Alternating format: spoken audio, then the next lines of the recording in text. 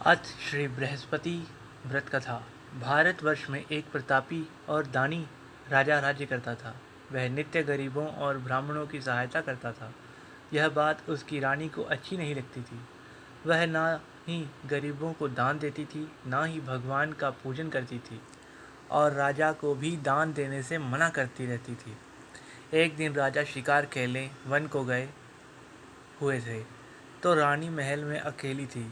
उसी समय बृहस्पति देव साधु वेश में राजा के महल में भिक्षा के लिए गए और भिक्षा मांगी। रानी ने भिक्षा देने से इनकार किया और कहा, हे साधु महाराज, मैं तो दान पुण्य से तंग आ गई हूँ। मेरा पति सारा धन लुटाते रहते हैं। मेरी इच्छा है कि हमारा धन नष्ट हो जाए, फिर ना रहेगा बांस, ना बजेगी बांसुरी। साधु ने कहा, हे देवी, तुम तो बड़ी विचित्र हो। धन संतान तो सभी चाहते हैं, पुत्र और लक्ष्मी तो पापी के घर भी होने चाहिए।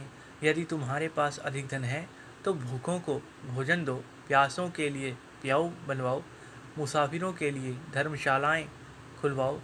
जो निर्धन अपनी कुंवारी कन्याओं का विवाह नहीं कर सकते, उनका विवाह करा दो। ऐसे और कई काम हैं जिनके करने से तुम्हारा यश लोक और परलोक में फैलेगा। परंतु रानी पर उपदेश का कोई प्रभाव न पड़ा। वह बोली, महाराज, आप मुझे कुछ ना समझाएं। मैं ऐसा धन नहीं चाहती जो हर जगह बांटती फिरूं। साधु ने उत्तर दिया, यदि तुम्हारी ऐसी इच्छा है तो तथास्तु। तुम ऐसा करना कि बृहस्पति वार को घर लीप कर पीली मिट्टी से अपना सिर धोकर स्नान करना, भट्टी चढ़ाकर कपड़े धोना। ऐसा करने से आपका सारा धन नष्ट हो जाएगा। इतना कहकर वह साधु महाराज वहाँ से आलोप हो गया, अंतर ध्यान हो गया। साधु के अनुसार कही बातों को पूरा करते हुए रानी को केवल 3 बृहस्पतिवार ही बीते थे कि उसकी समस्त धन संपत्ति नष्ट हो गई। भोजन के लिए राजा का परिवार तरसने लगा। तब एक दिन राजा ने रानी से बोला कि हे रानी, तुम यहीं रहो, मैं दूसरे देश को जाता हूँ, क्योंकि यहाँ पर सभी लोग मुझे जानते हैं, इसलिए मैं कोई छोटा कार्य नहीं कर सकता। ऐसा कहकर राजा परदेश चला गया। वहाँ वह जंगल में लकड़ी काट कर लाता और शहर में बेचता। इस तरह वह अपना जीवन व्यतीत करने लगा। इधर राजा के परदेश जाते ही रानी और दासी दुखी रहने लगी। एक बार जब रानी और दासी को 7 दिन तक बिना भोजन के रहना पड़ा, तो रानी ने अपनी दासी से कहा, हे दासी, पास ही के नगर में मेरी बहन रहती है, वह बड़ी धनवान है। तो उसके पास जा और कुछ ले आ, ताकि थोड़ी बहुत गुजर बसर हो जाए। दासी रानी की बहन के पास गई। उस दिन गुरुवार था और रानी की बहन उस समय बृहस्पतिवार व्रत की कथा सुन रही थी। दासी ने रानी की बहन को अपनी रानी का संदेश दिया, लेकिन रानी की बड़ी बहन ने कोई उत्तर नहीं दिया। जब दासी को रानी की बहन से कोई उत्तर नहीं मिला, तो वह बहुत दुखी हुई और उसे क्रोध भी आया। दासी ने वापस आकर रानी को सारी बात बता दी। बात सुनकर रानी ने अपने भाग्य को कोसा।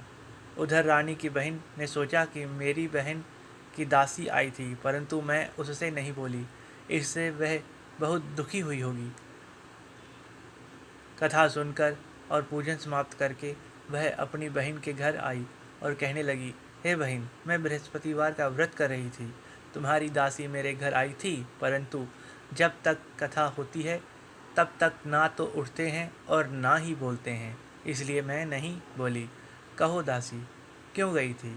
रानी बोली, बहन, तुमसे क्या छिपाऊं, हमारे घर में खाने तक को अनाज नहीं था। ऐसा कहते कहते रानी की आंखें भर आईं। उसने दासी के समेत पिछले 7 दिनों में भूखे रहने तक की सारी बात अपनी बहन को विस्तार पूर्वक बता दी। रानी की बहन बोली, देखो बहन, भगवान बृहस्पति देव सबकी मनोकामना को पूर्ण करते हैं। देखो, शायद तुम्हारे घर में अनाज रखा हो। पहले तो रानी को विश्वास नहीं हुआ, पर बहन के आग्रह करने पर उसने अपनी दासी को अंदर भेजा, तो उसे सचमुच अनाज से भरा एक घड़ा मिल गया। यह देखकर दासी को बड़ी हैरानी हुई। दासी रानी से कहने लगी, हे रानी, जब हमको भोजन नहीं मिलता तो हम व्रत ही तो करते हैं, इसलिए क्यों ना इनसे व्रत और कथा की विधि पूछ ली जाए ताकि हम भी व्रत कर सकें। तब रानी ने अपनी बहन से बृहस्पतिवार व्रत के बारे में पूछा। उसकी बहन ने बताया, बृहस्पतिवार के व्रत में चने की दाल और मुनक्का से विष्णु भगवान का केले की जड़ में पूजन करें तथा दीपक जलाएं, व्रत कथा सुनें और पीला भोजन ही करें। इससे बृहस्पति देव प्रसन्न होते हैं। व्रत और पूजन विधि बताकर रानी की बहन अपने घर को लौट आई। 7 दिन के बाद जब गुरुवार आया तो रानी और दासी ने व्रत रखा। गुड़साल में जाकर चना और गुड़ लेकर आईं। फिर उससे केले की जड़ तथा विष्णु भगवान का पूजन किया। अब पीला भोजन कहाँ से आए, इस बात को लेकर दोनों बहुत दुखी थे, क्योंकि उन्होंने व्रत रखा था, इसलिए बृहस्पति देव उनसे प्रसन्न थे। इसलिए वे एक साधारण व्यक्ति का रूप धारण कर 2 थालों में सुंदर पीला भोजन दासी को दे गए। भोजन पाकर दासी प्रसन्न हुई और फिर रानी के साथ मिलकर भोजन ग्रहण किया। उसके बाद वे सभी गुरुवार को व्रत और पूजन करने लगे। बृहस्पति भगवान की कृपा से उनके पास फिर से धन संपत्ति आ गई, परंतु रानी फिर से पहले की तरह आलस्य करने लगी। तब दासी बोली, देखो रानी, तुम पहले ही इस प्रकार आलस्य करती थी, तुम्हें धन रखने में कष्ट होता था, इस कारण सभी धन नष्ट हो गया, और अब जब भगवान बृहस्पति की कृपा से धन मिला है तो तुम्हें फिर से आलस्य होता है।